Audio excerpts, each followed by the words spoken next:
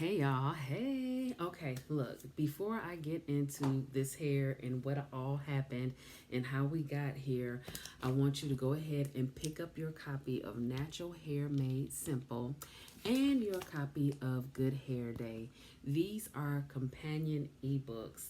Good Hair Day actually takes you through an entire wash day and style cycle where you have access to various natural hair DIY recipes that will not only save you money, it'll save you anguish, okay? Because in Natural Hair Made Simple, you actually learn more about, what type of hair you have, more about the porosity and maybe the density and what ingredients your hair may respond to best. It takes a lot of the guesswork out of things, and that's why these are companion ebooks. Now, with Good Hair Day, you like I said, you go through an entire wash day and style cycle and based on what your hair needs. Does your hair need to be strengthened? Does it need more moisture? Does it need all of the above? Does it need hydration? It has the types of recipes based on your lifestyle at the moment. Do you want something more in depth, more spa like, or do you want something like a quick hit? I don't have time for all of this nonsense. Let's just get it in, get it done, and boom. Okay. Natural Hair Made Simple is just that. You know how I am. If you've been on this channel for a while, following this channel, you know I like things to be simple, quick, and easy. I want the look for less time, less money, whatever. So you're going to learn more about your hair. There's still naturals out here not 100% clear about how to care for their hair because they might look at other people who might have a similar hair type, but they're like, well, the products and things don't do the same for me as they do for this person. Why is my hair dry? Why is it breaking off? Or why is it not holding its curl pattern?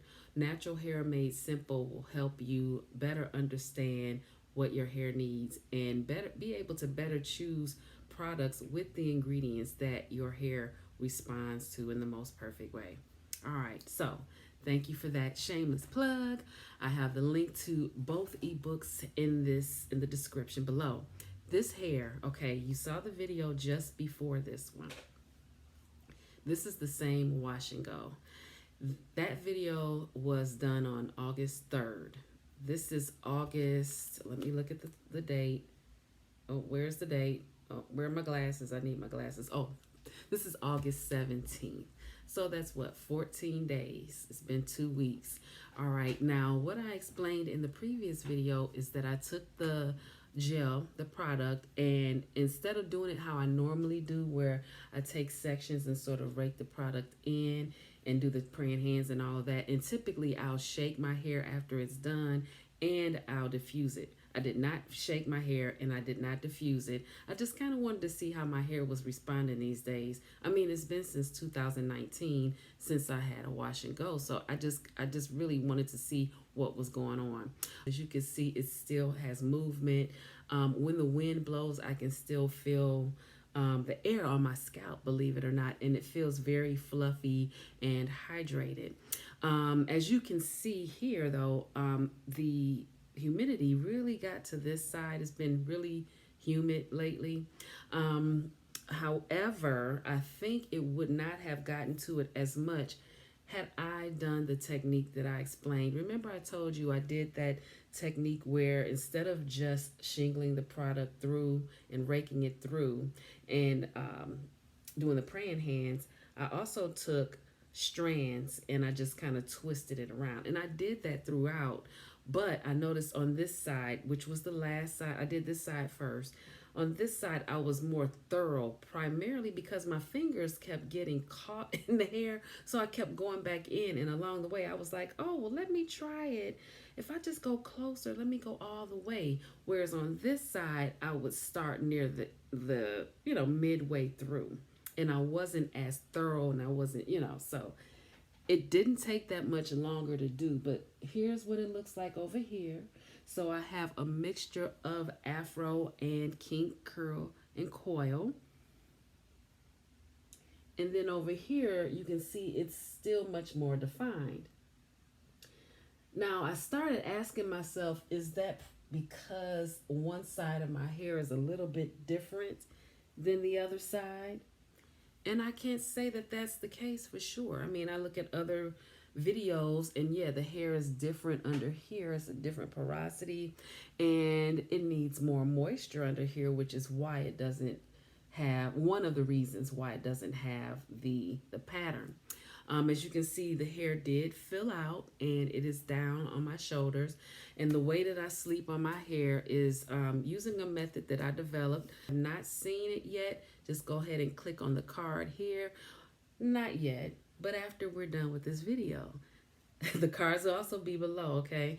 But just know you can come back and click on the card and see. It's a simple method that I use to help to stretch and elongate my wash and goes, my twist outs, braid outs, whatever I want to, whenever I want to stretch my hair out, but also keep the integrity of the coil, kink, and curl pattern. Yeah, so also, you guys, you see the shape of my hair? This is what I was trying to get at. Remember I said I forgot that I clipped my ends and I was wondering why my hair was so much shorter. What I did when I clipped them is instead of doing it the normal way where I would have the scissors angled, I held the hair out and clipped it that way. And I did it all the way around. I don't remember recording that footage. I don't remember recording it, and I think I did it just on like a whim because I knew that my hair needed to be clipped.